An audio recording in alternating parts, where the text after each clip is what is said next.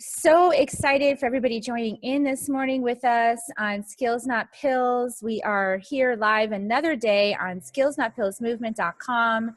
I am your host, Carrie Hummingbird, and the Skills Not Pills movement is an oasis of hope and inspiration where you can learn self-mastery skills and become your own health CEO. It is a community of like-minded people who know that healing and total transformation are possible because we have claimed our own cures.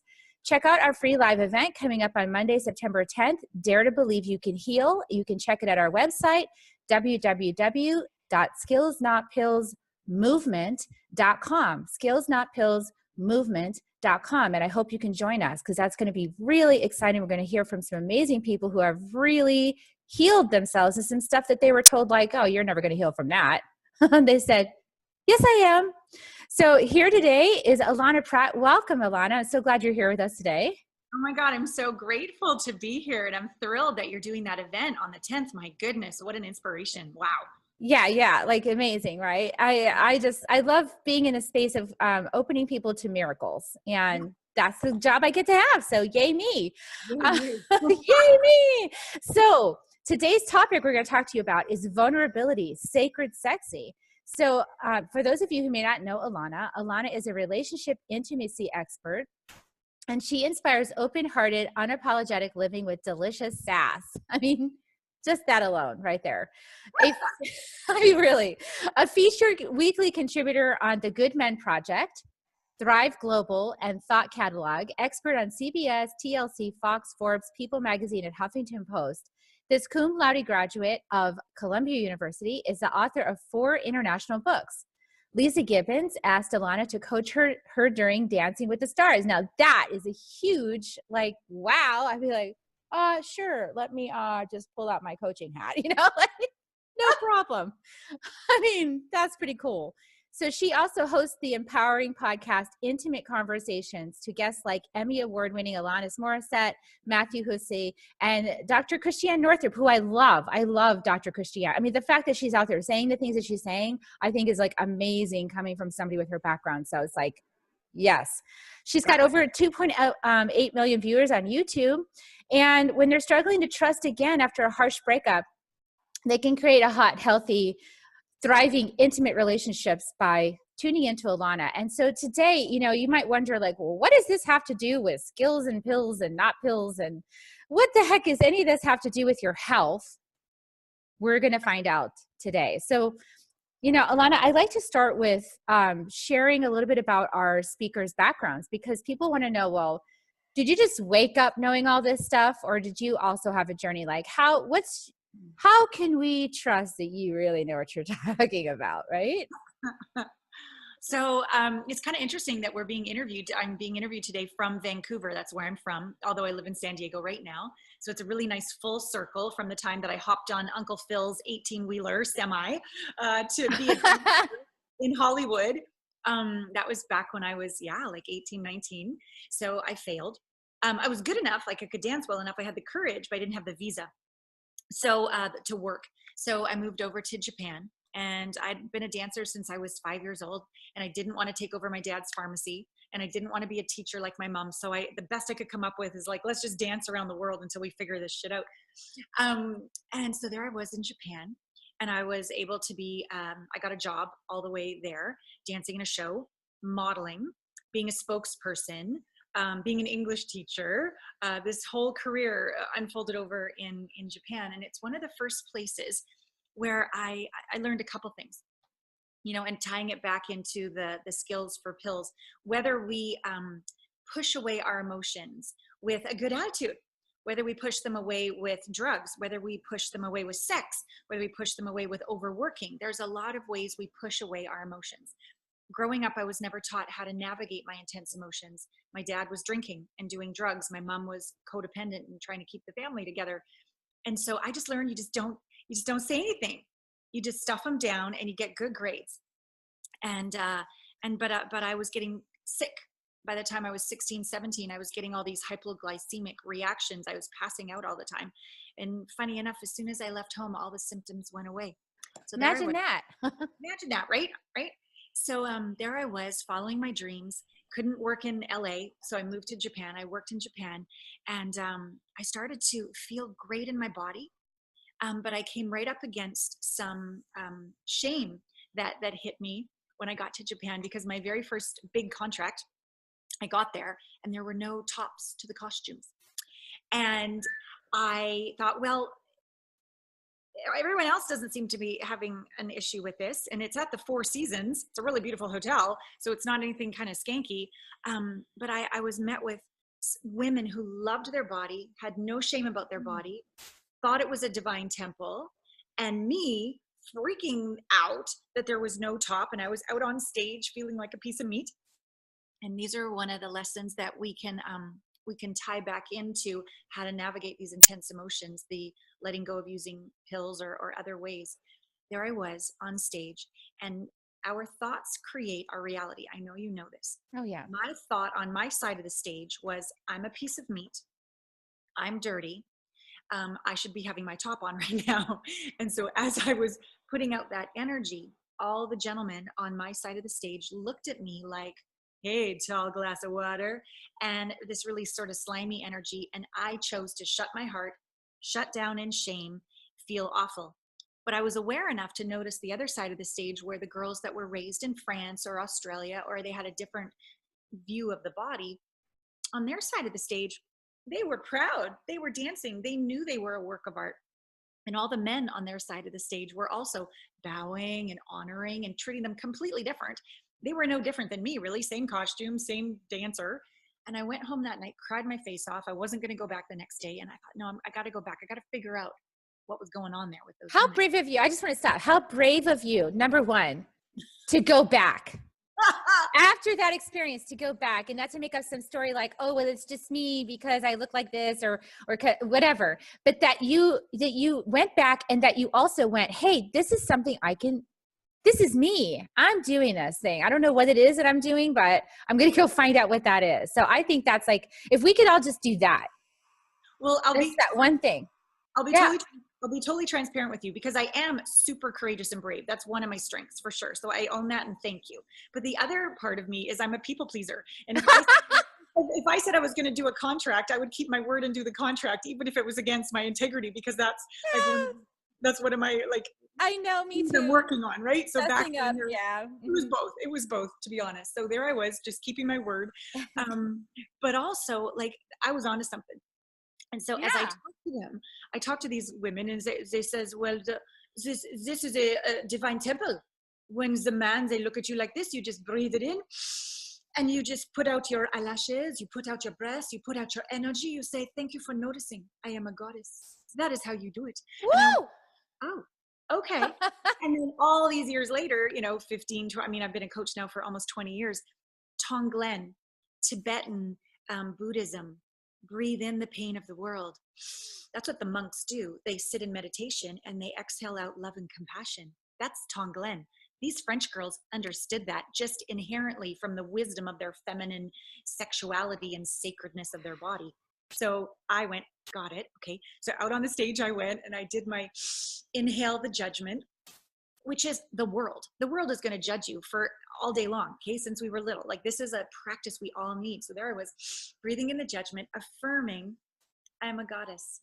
This is a divine temple. Thank you for noticing. And I exhaled out that energy, and everyone on my side of the stage sat up like a little Boy Scout and started like bowing and honoring me. And I'm like, holy shit, I have learned how to transform a man's attention. And you can use this for men and women. You can use this in any situation where, instead of pushing down our emotions, shaming ourselves, taking on the judgment of others, and lowering our vibration, you can lean in, open up, receive, choose, affirm, and expand the truth of who you are, and literally transform a situation. Dating, you can transform the energy of a moment. You can transform that. You can navigate that intensity on the inside that normally we push down and pop a pill or do what we do or get on Facebook. You can breathe in and transform it and stay present and have even greater confidence and have even greater self-worth and be in the world but not of it, and navigate this intensity that we deal with all the time. So I wanted to start off with a little story / why I know what the hell I'm doing, and some transparency and vulnerability, so that you get, I really do walk my talk. I understand, and I've been there, and I continue to practice this, because when we show up in the world, judgment never goes away. It never gets easier. If you're always going to expand and grow, there's always going to be the next edge, the next criticism, the next circumstance, because that's how life is designed. Equal challenge and support. Everything's equilibrium. Everything is equal pain and pleasure. We'd like to pretend it's all good, but if we could really know, but also embody the truth, that there's no escape from pain here. Sorry, welcome to life. There's no escape from challenge. Sorry. But it's the resistance that creates the suffering. And if you welcome it and go, okay, I got this. I don't need your approval. I approve of myself. It'd be nice if you liked me, but if you don't, it's okay, right? If we can navigate this intensity, we can get through anything. Okay, I love this. I didn't really know, because when we met, I just see, when I get intuitive hits, I just know. Like, I know a person needs to be on the show, or I know that I want to work with a person. So that's kind of what happened with Allana and I. Like, we had a conversation and I went like, yes, yes, yes, yes. I don't even know what you're going to talk about, but yes, like, we're doing this. And I got to say, because usually I need a piece of it. That's the other secret. Like, the guides make no mistakes. Like, my higher self or my higher power, whatever you want to call that for you, makes no mistake. I always get connected with the people that I need.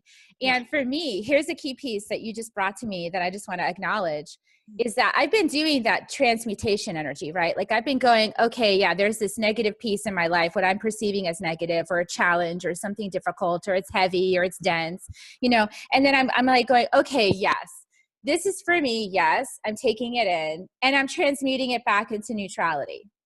But what you actually did was take it to like, and I'm a goddess. And that's the piece I've been missing. Like, I haven't done that. I've been like neutral, like taking it to neutral.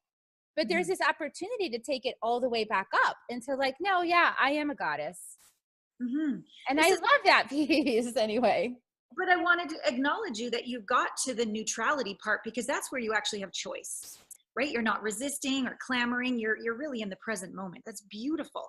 And in this moment of neutrality, of presence, of choice, I mean, I choose goddess. I don't know about you. I choose it too. I like it. I choose blingy things. I get to choose. And so sometimes that choice makes others uncomfortable, because I'm willing to be a little out there, or willing to be a little sexy, or willing to be a little sacred when people think I'm woo-woo, like whatever it is. And that's the next level of navigating the intense emotion. So you're in neutrality, everything's safe apparently, and it's all quiet, right? And then you choose, and then you bump up against other people's opinions again. But this is the DNA spiral. This is the evolution, is again, when you get to that place of choice, just to listen to what's true for you. And to really own that. Own it, be it, share it, give it, receive it. Yeah. I would say probably, we're constantly going up to that next level of our own, like pushing up against the boundary of our own discomfort, like that next place. And, when I came out Carrie Hummingbird, that was definitely one of those moments, because I put it on Facebook first, which is pretty tame. But then eventually I put it on LinkedIn.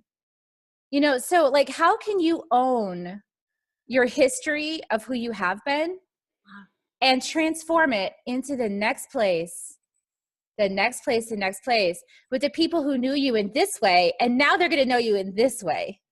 Wow. I didn't know. So what was your name before? Lonsby. Okay, got it. Yeah. So I'm so sorry, can I ask, like, what was the decision? I love hummingbirds. In fact, my boyfriend just got me this beautiful journal because I'm in Canada right now, British Columbia, and these beautiful like First Nations art. Oh yeah. Like I should, it's over there. I can show you. But anyways, in honor of you, how did you choose the hummingbird? I got a vision. I had a sacred journey. I was actually trying to buy this house that I'm in right now. You can't see it, but I'm sitting in this house. And I knew it was my house.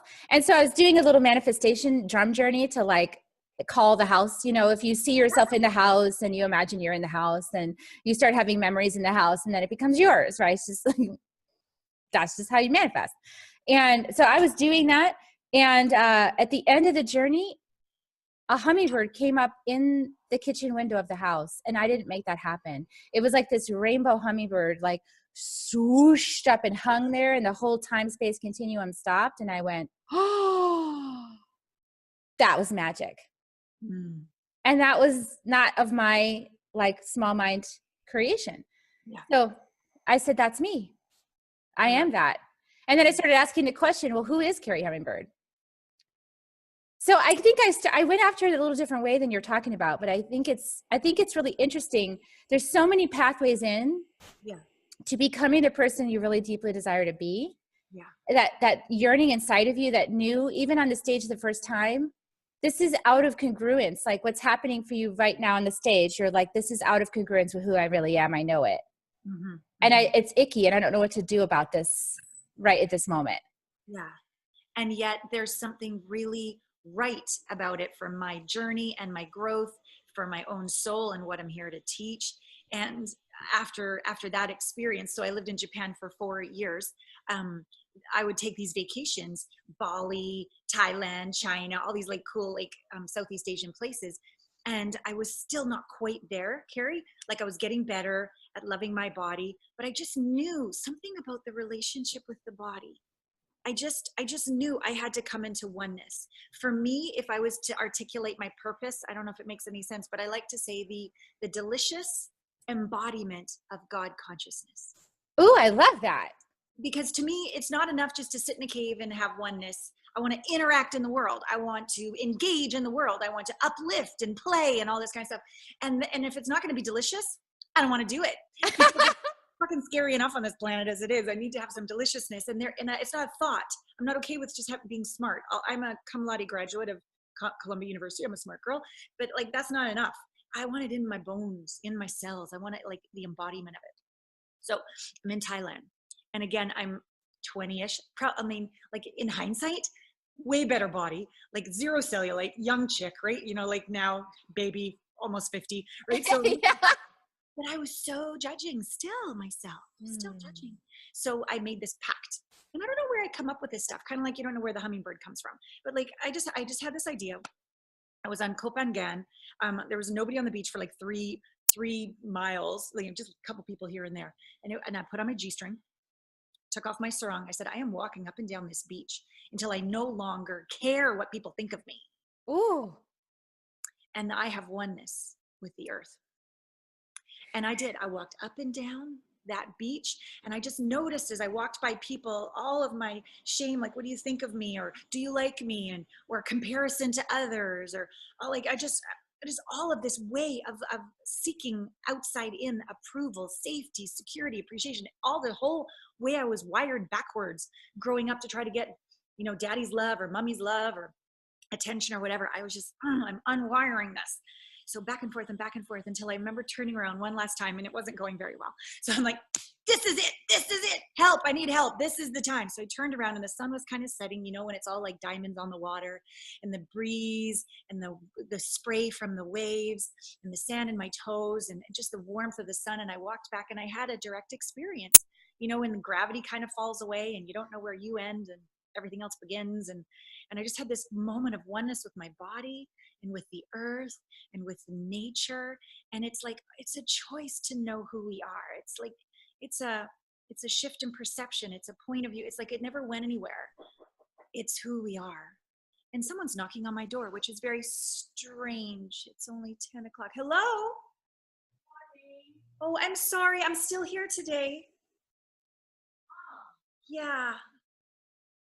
I'm not checking out for a little while longer. Okay. Sorry. That's okay. This has happened to me before. I'm doing an interview right now as well. I'm so sorry, everybody. That's okay. I'm checking out. I'm not supposed to check out till at least noon. It's only 10:22. Yeah, we're right on the road. You're a little early. Yeah. Do you mind coming?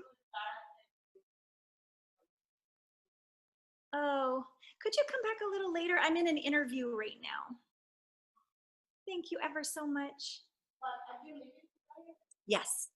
Yes, you got the day right. Yes, absolutely. Thank you so much. You handled that really well, by the way. I just got to say, that has happened to me before.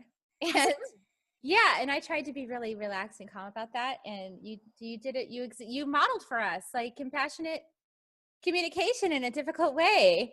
So isn't that great? That was part of this video. Like, no, there's no mistakes. That is how to hold your boundary with your heart open. Like if you noticed, that's what Allana was doing. She totally held her heart open, admitted there was a miscommunication or there was a boundary being crossed, and there was some difficult things happening, and just held it with love instead of like what so many of us do, which is get like defensive or get, it's like this energy of pushing back against the thing. And I think that's what we're really talking about here, because as women, we can get defensive. Like we can get, when we feel a boundary is being crossed, we can get really defensive about it instead of holding that as we hold our own inner center and with our roots in the ground, that this boundary can be crossed all day long over here, but it's not affecting this inner peace and this happiness. Like this person's interpretation of us doesn't mean that this has to change. Correct. Yeah, you just demonstrated that. That's why I wanted to point it out, Thank you. I mean, she's just doing her job. Yeah, exactly. Because you can see that she's just doing her job and whatever, but she has nothing, she's not trying to offend me or whatever. But no, I'm on an interview and it's only 10:30 and checkout's 12:30, and that's a good 2 hours from now. I know, so cut a girl some slack. So I really like this topic that we're talking about, this vulnerability, being able to hold your heart open when there's just like things that are happening beyond your control, because we have like 8 billion people on the planet. We don't all see life the same way. Like we're not going to, because we're not designed to. So how can we hold ourselves in such a way as to not create dis-ease inside of our beings whenever we're approaching these boundaries and these conflicts, potential conflicts with other people? I think one of the capacities I've developed over time, and another piece of transparent information about me, and you can learn all about my story and my videos, and I tell everybody about this so you can learn more about it. But the short version is I've been through about a 12-year custody battle, where my boundaries were really pushed, and it was a child on the line, and my motherhood with the state of California's opinion was on the line. So a lot of things that could really, really trigger me. And, oh, you're a coach, but you don't have a PhD. You're probably a narcissist. Oh, you talk about intimacy. You're probably a whore.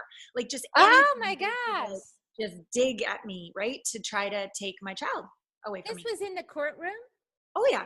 And all I'm so naive. Okay. Divorced somebody and they didn't like it. Right. So this was a 12-year pawn, the child, to try to get back at the mom. Right. So I've had a lot of practice with that person walking through the door, being a police officer with papers, 9:30 at night, banging on the door to serve you and freak you. I mean, I've dealt with this a lot. And I didn't react so lovely the very first time it happened. I was defensive. But that was their strategy, was anything that I had to defend or justify or prove my worth, that's where they would go. And there's a gift in that, because anywhere you get triggered, it's only because you have a mild piece of doubt that maybe they're right.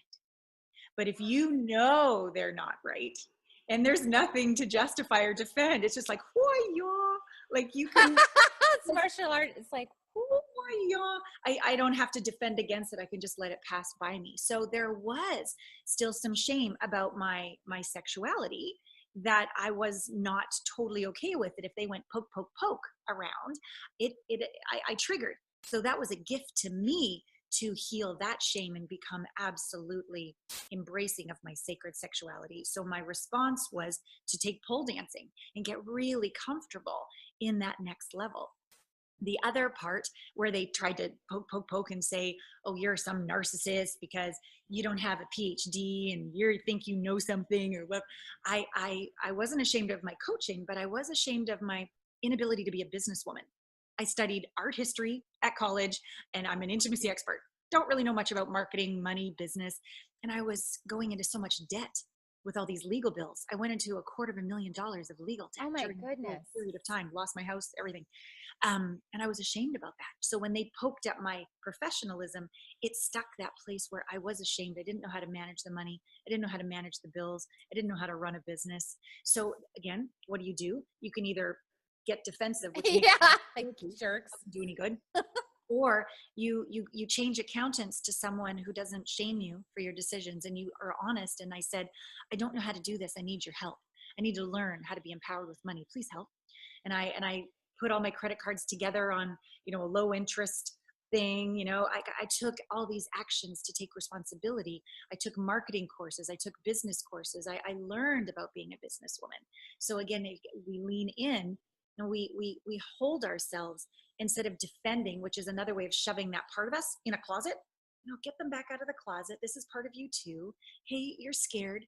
You're ashamed. You're uncertain. I gotcha. It's okay. We'll figure this out together. So it's this congruency on the inside, leaning in, taking that judgment, letting it pass, growing and evolving until you can totally own it. If I was on that courtroom stand now versus 12 years ago and they said all of this, I would have leaned in. I would have understood their point of view. I could have totally gotten from their point of view how they could think that. And then I would tell them the truth. And then I would ask them, what's their next question? Because I would be in control of the courtroom as opposed to letting them. So it's this whole journey with healthy boundaries is first noticing what they trigger within us. And it's a gift. Do your work. Come into peace and congruency and truth on the inside. Grow if you need to. Ask for help if you need to, so that you don't have to defend anymore. I love that. It's a great feeling as a business owner when I have a client that's unhappy or what have you, to not instantly defend and be righteous or try to make sure I'm right, but just, I'm so okay over here now that I can get all the way over there and go, oh, you seem so upset. Tell me more. Oh, I'd like to hear more. Tell me more. Oh, you have every right to feel that. I get it. Now, how did I learn how to do that? That's how I talk to myself. Oh, little Allana, you have every right to be ashamed or scared. Oh, little Allana, you have every right to be terrified out of your brain. Oh, Allana, you have every right to feel rejected and the rest of it. And I just keep soothing me. And that's, again, from the skills to pills, that's another way of navigating intense emotions. When things come up, I grab her and I'm just like, I gotcha. Even if it's in the fetal position, even if it's one shot of tequila in the bath, I'm not perfect, like, right? That happens. It happens. I want to illustrate just to underscore what you've just shared with us. And I know can we have a few more minutes, do you think? Maybe like 10 more minutes? Absolutely. My pleasure. So, what I want to say is on my journey, I was in psychotherapy for like 20 years, right? So I was doing what I was told was the solution for solving the chaos that I was experiencing inside of me and in my life, right? I was going to the weekly sessions and I was sitting there talking about it.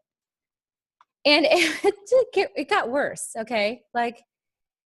Some things would get better and I would get a little opening and I would go, oh, okay, that thing. Or one therapist helped my husband and my husband at the time and I have a code word like time out, stop picking on me. That means stop, because we were there, we were at that place. And, but I didn't actually heal until much later, so 2 decades of that, plus 13 years of taking pills to suppress my emotions.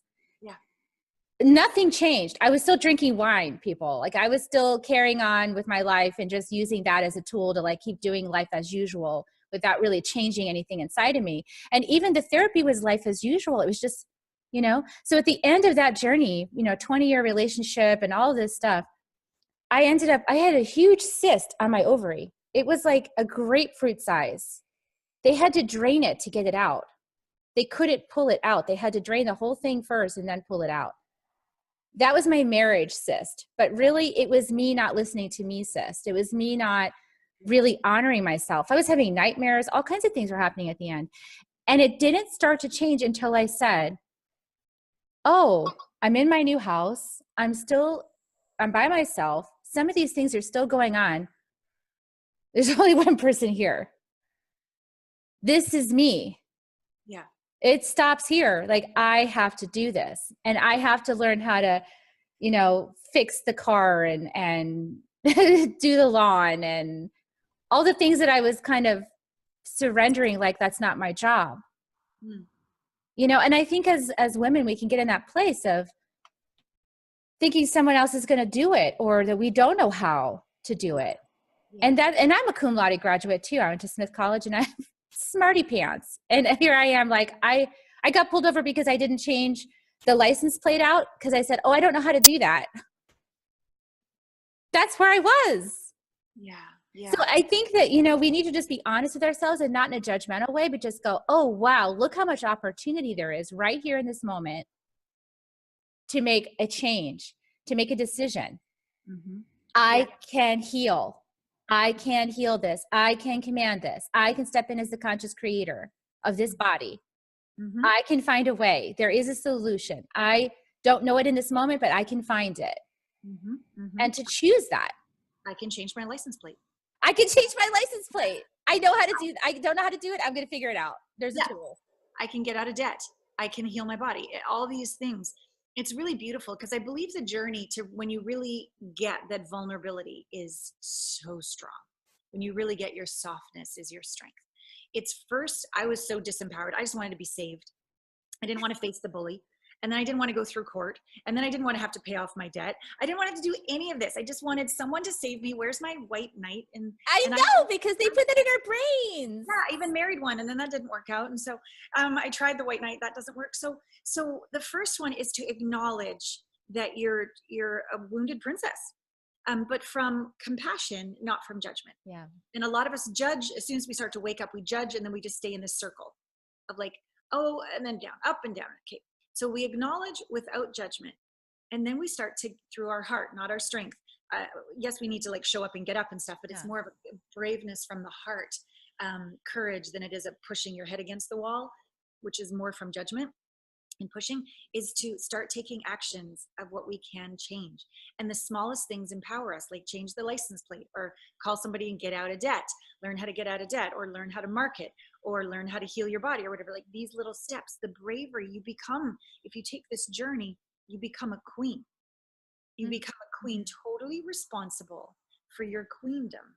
And that includes your body and your finances and your relationships and everything. And then that's not even the end of the story. Then you're actually ready to surrender to the divine co-creation. And that's sort of what's happening as we become a queen, this co-creation with the divine. And I like to think of it like the masculine part of the divine is who I'm creating with, as I'm the queen, even though I know I have masculine and feminine inside of me. That really was helpful, because even though I was totally taking responsibility, as soon as I was totally willing to take responsibility, the universe is like, oh, we have a live one here. Let's help her. Here we go. Because I was They do that. I mean, the universe is like, well, we've been waiting for you all along, but we can't help you when you're down here. So you've taken responsibility. Here, we'll help. I'm like, oh, okay, got it. So when I value me, so do you. When I take responsibility, you or help me out with, okay, got it. I get this. And so then once you're a queen and you can do it yourself, and then you don't need to rely on anyone else. It's like a phase you get through, but then it's like a whole other door opens into conscious relationship. You actually can attract a king who's also responsible, because back over here, wounded princesses, narcissists, all sorts of fun things we attract over here. So such a fun journey. Not a fun journey, but I got here. So over here, you can attract conscious relationship. In your bedroom, in your heart. You can create conscious partnership with clients and staff in your business. You have all these new ways of being so much more conscious with your children as a parent. Like the relationships you get to do once you've not earned like you're good enough, but like done the work to become a queen. Oh my God, everything that's possible over here now is like, I get to have this. Oh my God, it's this good. Oh my God, I don't even need this because I'm good. I'm home. Just like you said, like I'm in, back at the beginning of the interview, I'm present, I'm neutral. And I'm like, yeah, but now we could be delicious and choose. So now you're over here and you get to choose and you don't need it, but it's like, you're so humble that I get to have a relationship like this. I get to be like this. Thank you. How can I give back? And that's like the legacy years. And you start to really be this uplifting inspiration for others just by who you're being. Okay, great. Write a book. Okay, great. Do a podcast, do a Facebook Live like we're doing, like all the ways you'd like to give, not because you have to earn approval, or it's because you get to. You've done such a great job showing up that it's time to give back from the overflow and Okay. lift Oh those my God. who are back where you were. Oh, You wow. like seriously just described my whole journey. And I'm just like, thank you for saying that. All those things you said, like we can't meet you down here. You've got to lift yourself up at least to this. Like I had all those awarenesses like along the way. I was like, oh, the same thing. I was like, wow, you just put it all into words. Thank you for that. Wow. Welcome. That is so cool. Okay. Yeah. And we're at that part now where we can give back, which is so great. And then, you know, I think the part that I'm honestly in right now is that I found the king. And then I'm like hiding it in some way. Cause I haven't totally come out and been like, yeah, you know, I have periodically I'll put a picture of us out there, but I keep it so sacred. Like to me, it's so sacred what I'm sharing with him that I'm just like, it's our little world. Like it's just so, you know, sometimes when you have those sacred experiences, like when you're doing this work, you want to kind of keep it, hold it, and right here, because it's that special. And that's kind of how I feel. Anyway, maybe I'll get to the point where I can open the door and let other people see it too. Not there yet.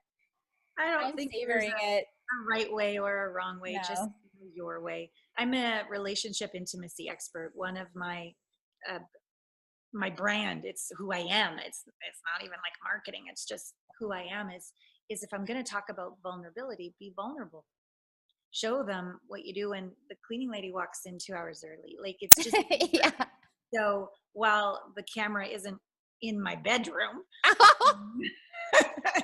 although we often think we could probably make a lot more money just making porn, but I know, right?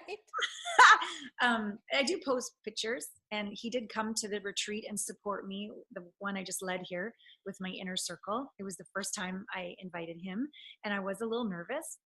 He was phenomenal. He was so phenomenal. Phenomenal, and also protecting me and making sure I went off and had my me time, because I'll just tend to overgive and just keep being there. So he's like, it's time for your nap. It's time to take you to lunch. And so he was great. And that over in this world, I'm like, support. Like he's going to pick me up at the airport. Like I don't even remember the last time. My mother used to pick me up at the airport, but I don't remember being even picked up at the airport. Like this level of support that I get to have over here. Cool. You make me coffee. Like, wow. You bring me dinner. I'll be at my workstation. I'll be working here. Like, wait, because I get in a flow and then I just want to go with it. And he'll just be like, honey, have you eaten today? Here's a plate of food. Like, thank you. You're not telling me to get up. You're not like, you know, like, thank you, because you know I'm in it and I want to be in it right now. And I don't care if I sit here for 8 hours. Like I want to do it. I'm doing it. So that's just me. He just knows how to navigate that. Yeah. And they honor it without trying to change you. Oh, it's so great. Oh, yeah.